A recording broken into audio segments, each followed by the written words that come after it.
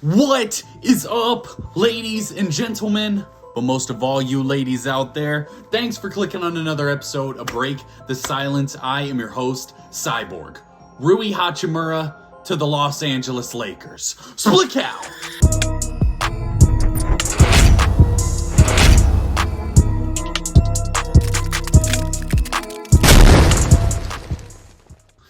We just got breaking news out of the NBA that the Los Angeles Lakers have agreed to a trade with the Washington Wizards for Rui Hachimura giving up Kendrick Nunn and 3 second-round picks. Now, this is a big deal because this is the first real trade of the season. Usually, this comes a little earlier in December or earlier in January. We're about 2.5 weeks from the trade deadline, and this is the first trade we've seen. We're going to talk about, one, what this means going into trade season.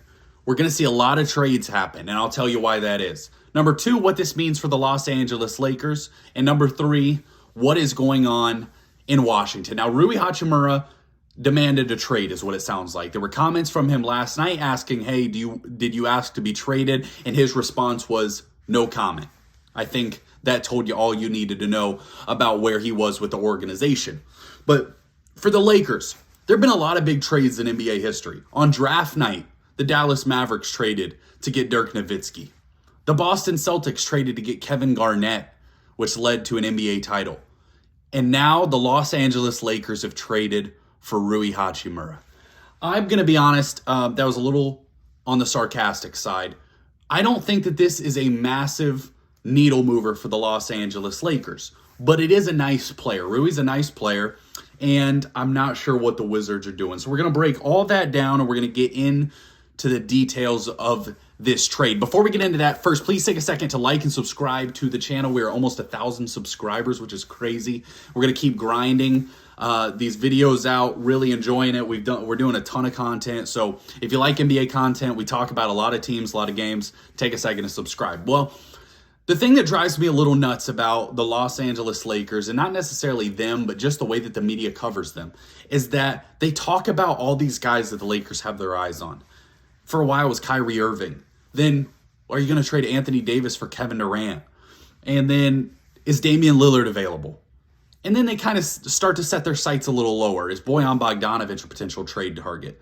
And then they end up with Rui Hachimura, which is, again, a nice player. But the Los Angeles Lakers, a team that is in 12th place in the Western Conference and desperately needed a needle mover, ending up with Rui was not the ultimate prize. Now, Rui averages 13 points a game, 4.3 rebounds a game.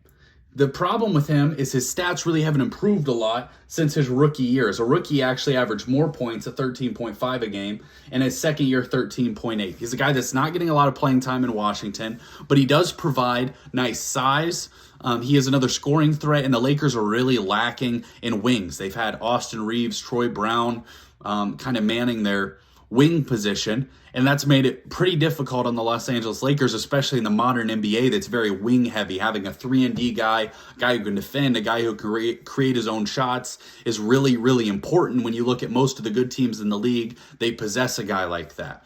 And the Lakers were really lacking. So making a trade for Rui, I don't mind. The question is, what's coming next for the Los Angeles Lakers? Because you don't make this trade, a guy who's in his last year of his rookie contract, unless you're about to make a splash move. And we'll see what happens and who's out there. But the big overlying issue is that the reason that I think someone will be out there is because of this guy from France, Victor Wembanyama. And I've talked about this before.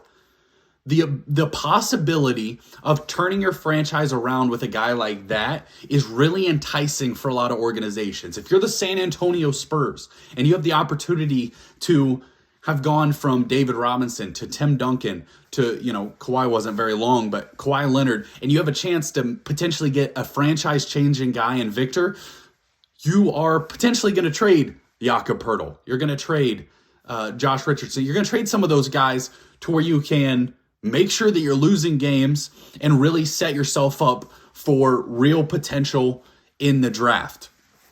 But there are a lot of teams that could potentially do that. Do we see that from the Chicago Bulls? We're seeing that, I think, in this trade a little bit from the Washington Wizards. the Pistons with Bojan Bogdanovic. I think a lot of teams could potentially enter into that Victor Wembanyama sweepstakes, and that's where the value lies. That's why the Lakers thought they were going to wait this long. Now, is this the right play, waiting this long? No, you're the 12 seed. Your record is 22-25. Even if you get hot, you try to squeeze into the playoffs as the 6 seed, and I think that that's going to be a difficult spot to be for the Los Angeles Lakers.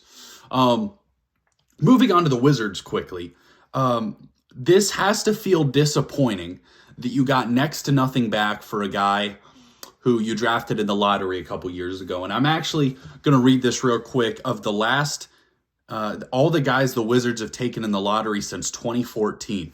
2013 was the last lottery guy that they drafted that they re-signed to another contract, and that was Otto Porter Jr., that you could argue was not a good decision. In 2014, they traded their lottery pick for Marcin Gortat. In 2015, they drafted Kelly Oubre, who they traded for Trevor Ariza. 2016, they traded their pick for Markieff Morris. 2017, traded for Bojan Bogdanovic. 2018, Troy Brown Jr., who they traded for Daniel Gafford. 2019 was Rui Hachimura, traded for Kendrick Nunn in second-round picks. 2020 was Denny Avdija, who's averaging 8 points a game for him right now. 2021 was Corey Kispert, who's averaging 9.4 points a game for him right now. In 2022, which was this most recent draft, was a man named Johnny Davis, who's averaging 1.1 points for them and is widely considered to be a massive bust so far. Just doesn't seem like he can play in the NBA. So if you're the Washington Wizards, this has not gone in your favor at all. You are a team that has had lottery picks, who has had some okay talent when you had John Wall, Bradley Beal. You now have Kuzma, Kristaps. But what are you trying to build? When you give that supermax contract to Bradley Beal, I don't think that you set yourself up for good success in the future. And I simply don't understand.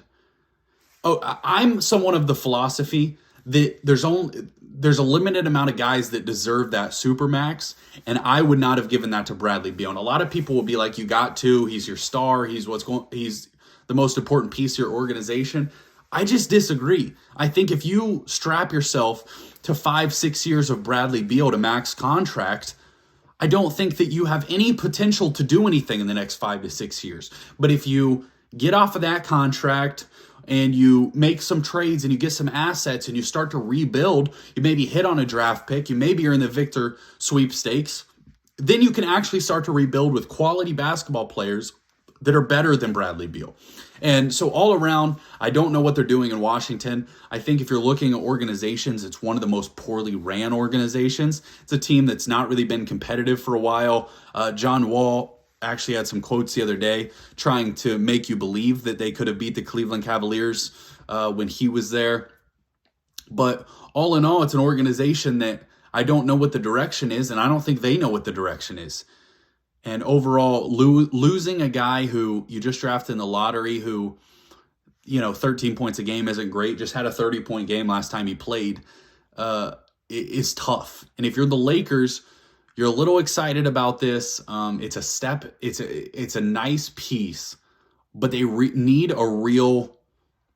one great piece. Like, they have to add a real quality starter. And you're starting to run out of trade assets to an extent. You have, Pat Bev, Westbrook's contract. There's talks that they might be trying to trade with the San Antonio Spurs. So if you're the Lakers, where do you go from here is the real question, because you're not rolling out this lineup that just added Rui and thinking, okay, now that makes us a playoff contender, even championship contender. Maybe it moves you up a spot to where you're not behind the Oklahoma City Thunder. But all in all, interesting trade. I don't know. As the Wizards, you got to feel disappointed. As the Lakers, something else has got to happen, because if this is all you do, then this is the team you're going to be. And you're going to waste another year of LeBron James' career where he's playing at a high level, and Anthony Davis is about to come back. So we'll see what the Lakers front office does. They've been reluctant to make moves, but this makes me think that maybe they're going to with this trade. And things are about to get crazy. Trust me, that teams are about to trade a lot of guys because they're going to go into full-on tank mode because they want a chance at that guy. They want to chance that 7-4 unicorn from France, and I don't blame them one bit because that's exactly how I would run it. If I'm the Chicago Bulls, I'm not trying to sneak into the playoffs as the 10 seed. You might have already won too many games already. If you're the Hornets, I might try to get off of Rozier, Gordon Hayward. Could you do that? Are those potential pieces for the Los Angeles Lakers? Be really interesting to watch. Again, don't forget to subscribe to the channel. We'll talk more NBA. Sabro guys.